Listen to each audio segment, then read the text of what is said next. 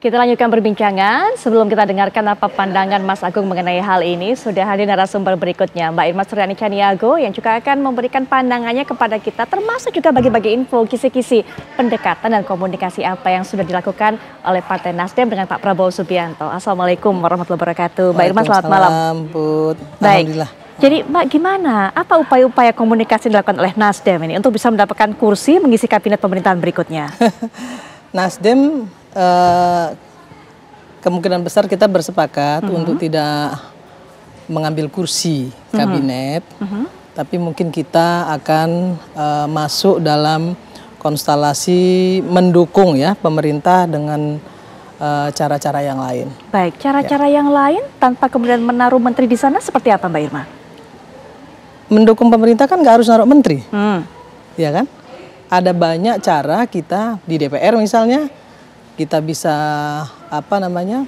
saling support ya.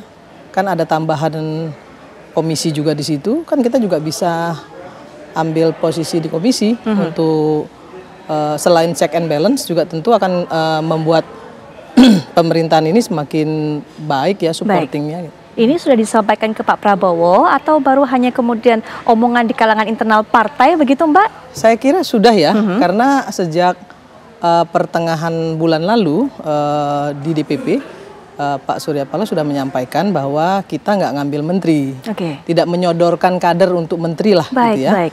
Dasar pertimbangannya, Mbak Irma? Pertimbangannya jelas kok ya, situasi politik hari ini yang kemudian membuat kami memahami ya, ada dua menteri kami yang kemarin juga mungkin terseret kasus ya, dan kemudian Pak Surya Paloh juga berpikir bahwa mendukung penuh Prabowo Gibran itu nggak harus dari dalam kabinet, dari luar kabinet pun kita bisa lakukan, itu yang pertama. Yang kedua, kita tetap akan melakukan check and balance ya, untuk melakukan kontrol sistem yang efektif terhadap pemerintah. Jadi kita juga nggak mau pemerintahan ini diganggu ya, sehingga nanti ke depan perjalanan Prabowo Gibran ini tersendat-sendat lah gitu semua program-program kerjanya. Namun gitu ya, kita juga tetap harus melakukan check and balance dari semua program-program yang ada agar tidak kemudian menjadi bumerang gitu ya, tidak menempatkan program ini menjadi bagian dari keberpihakan kepada masyarakat. Baik, ada Nasdem yang katanya tidak menyodorkan nama menteri, ada juga Demokrat yang saat ini juga sedang menunggu-nunggu begitu. Mas Agung, bagaimana pandangannya? Ya, kalau disederhanakan ini mencari hambalang idol, Mbak. Nah, kalau mencari idol itu kan butuh kriteria, butuh kualifikasi dan nggak sembarangan. Kalau disederhanakan ada dimensi teknokratiknya, dimensi politiknya, dimensi publiknya. Nah, saya akan urai soal publik ini, harapannya kabinet ini bisa memberikan energi positif, optimis bahwa pemerintahan yang baru ini bisa mengirimkan perbaikan ekonomi ya, karena memang fokus di sana. Dan itu sudah terlihat ketika Pak Prabowo punya tim sinkronisasi, kemudian tim ini dilebur ke dalam kabinet sekarang, Wamen Keuangan, Pertanian, Kominfo, bahkan ada beberapa organ baru ya, Badan Pangan, kemudian ada kepala komunikasi presiden seperti itu. Jadi saya kira ini smooth, bagus, bahkan mungkin pertama kali dalam sejarah transisi kita sangat mulus sekali seperti itu. Dan ini harus ada klimaksnya. Klimaksnya apa?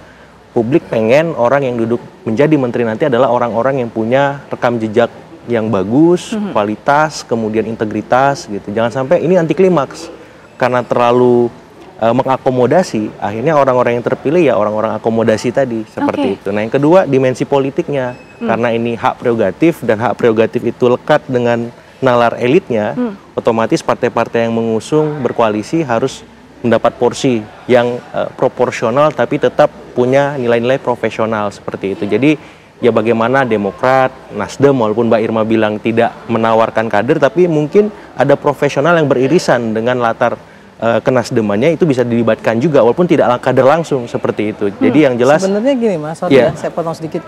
Nasdem itu cukup tahu diri sebagai partai politik yang baru bergabung. Tentunya kami juga tidak mau bikin riweh di dalam ya, menjadi beban bagi Pak Prabowo dan Gibran untuk bisa menjalankan roda pemerintahnya dengan baik. Sebenarnya itu juga sih yang dikedepankan oleh Nasdem gitu ya. Kita nggak mau jadi beban ya dengan menyodorkan menteri, minta menteri gitu, kita nggak ke situ lah. Baik, nggak mau minta. Kalau ditawari kemudian Mbak Irma?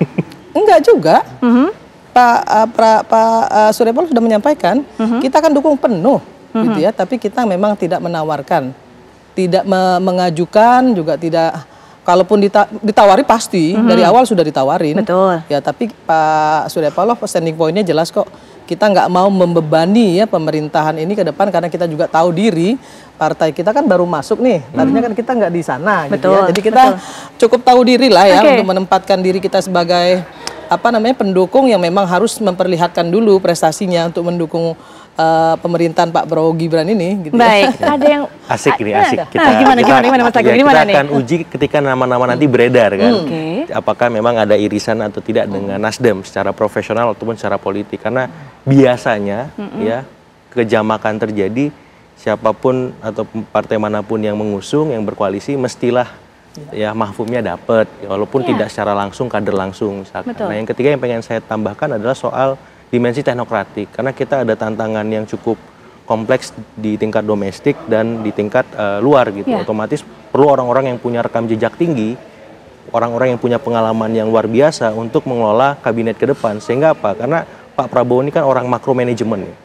Dia punya dalam tanda petik tantangan di mikro manajemennya, sehingga butuh dream team yang oke, yang luar biasa dari segi teknokratik, politik dan publik tadi, agar apa? Agar capaian-capaian strategisnya bisa diraih secepat mungkin.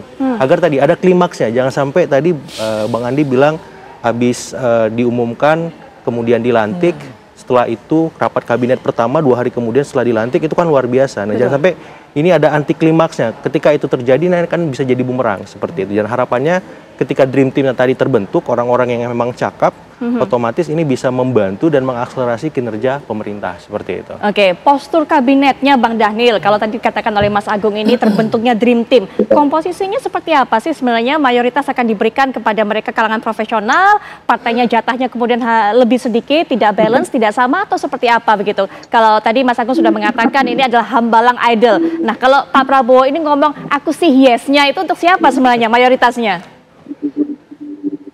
Tentu yang prioritas adalah partai-partai koalisi, ya itu otomatis ya. Kenapa? Karena partai koalisi Kim adalah partai yang mengusung, dan tentu salah satu yang utama dan pertama tentu adalah partai pengusung.